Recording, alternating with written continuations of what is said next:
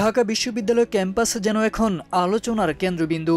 ভবঘুরে উচ্ছেদ অভিযানকে ঘিরে শুরু হওয়া বিতর্ক, সমালোচনা আর অভিযোগের ভিড়ে এবার উল্টো হাওয়া বইতে শুরু করেছে। সত্যতা প্রকাশ পেতেই বদলে গেল পুরো প্রেক্ষাপট।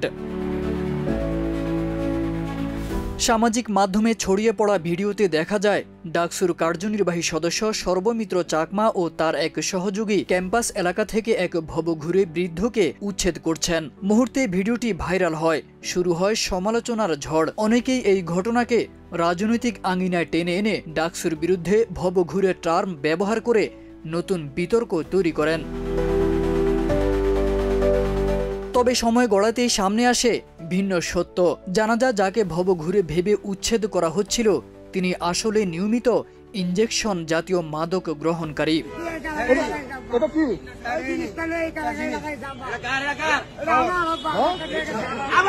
এরপরই বদলে যায় নেটিজেনদের প্রতিক্রিয়া। অনেকে বলতে শুরু করেন এদেশে ভালো কাজের দাম নেই, কেউ দায়িত্ব নিয়ে কাজ করলে তার ভালো কাজের মধ্যেও রাজনীতি খোঁজা হয়।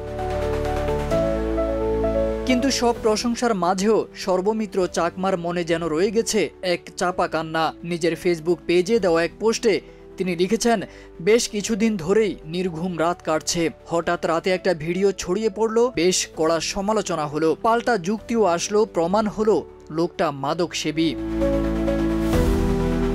মানুষের আদর্শিক দ্বন্দ্ব থাকতে পারে, দলীয় দ্বন্দ্ব থাকতে পারে জানিয়ে তিনি বলেন, ব্যক্তি সর্বমিত্রকে চরমভাবে খারাপ লাগতেই পারে, কিন্তু অন্তত নারী শিক্ষার্থীদের নিরাপত্তা নিশ্চয়ই চাইবেন। এই জায়গাটাতেই কেন রাজনীতি করতে হবে? হাজারটা জায়গা আছে রাজনীতি করার।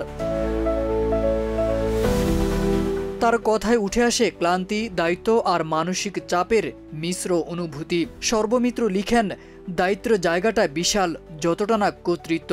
এত দূরে আসতে চাইনি, যতদূর গেলে সব এলোমেলো হয়ে যাবে। প্রতিনিয়ত শত্রু সংখ্যা বাড়বে আমার অজান্তে, তাই ভাবছি সরে দাঁড়াবো। এভাবে আর পারা যায় না। এই পোস্ট যেন রাজনীতির এক মানবিক মুখ তুলে ধরে। তিনি রাজনীতিক না হলেও পুরোপুরি রাজনীতির যান্ত্রিক কাঠামোয় নিজেকে খুঁজে পান। তাই লিখেন, রাজনীতিকদের যদিও দু চারটা মনের কথা সোশ্যাল মিডিয়ায় লেখাটা বেমানান, পুরোপুরি রাজনীতিক না বিধায় লেখার সাহস করলাম।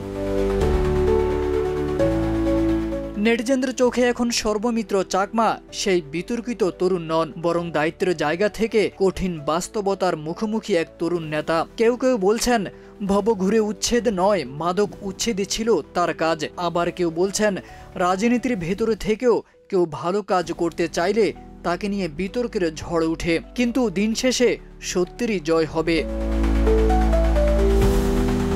তারেক আজিজ খান, প্রজন্ম 24।